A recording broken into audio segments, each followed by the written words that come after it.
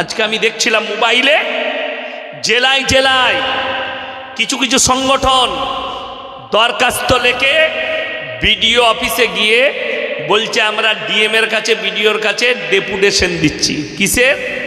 এসআইআরে মানুষকে হয়রানি করছে। তোরা তো এর আগে অনেক ডেপুটেশন দিলি, কোন মালটা আটকিয়েছিস একটা বল। ডেপুটেশন দিয়ে কটা আটকাতে পেরেছ?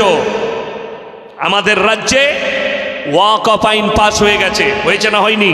ওয়াকফ আইন পাস হয়ে গেল, আটকাতে পারলে না। কত ডেপুটেশন। আবার পশ্চিমবাংলার কিছু মুখে দাড়ি, মাথায় টুপি, নামে মলবি, তারা আবার বললে এই নিয়ে আন্দোলন করো না, আমার ঝান্ডা নিয়ে আন্দোলন করা যাবে না। কেন? আমার সংগঠন ওইটা, আমার ঝান্ডা নিয়ে, আমার সিম্বল দিয়ে কেউ আন্দোলন করবে না। হয়ে গেল শেষ। মুসলমান কম, বড় কষ্ট লাগে। এসআইআর শুরু হয়েছে, আপনারা অনেকজন মোবাইলে দেখেছেন। আমার কাছেও হিয়ারিং এর নোটিশ এসেছিল, আমিও গেছি। দুঃখটা কোথায় জানেন?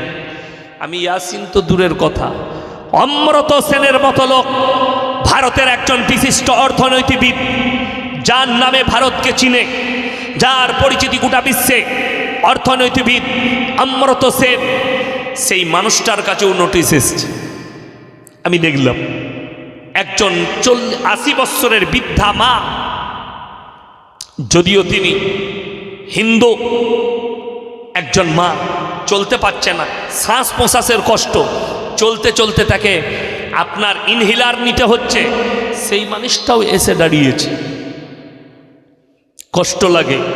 তবে একটা কথা বলে দিই, যারা নেতা নেতৃত্ব, যারা পৃথিবীতে আমার বয়ান শুনছেন, দেশ বিদেশে একটা পৃথিবীর ইতিহাস শুনেলেন, কোরআনের এবং পৃথিবীর ইতিহাস। পৃথিবীর বুকে যতগুলো জালিম বাদশা এসছে, যারা অত্যাচার করেছে নিজেদের প্রজার ওপরে, আল্লাহ তাদেরকে বেজ্জতির সঙ্গে মৃত্যুদান করেছে।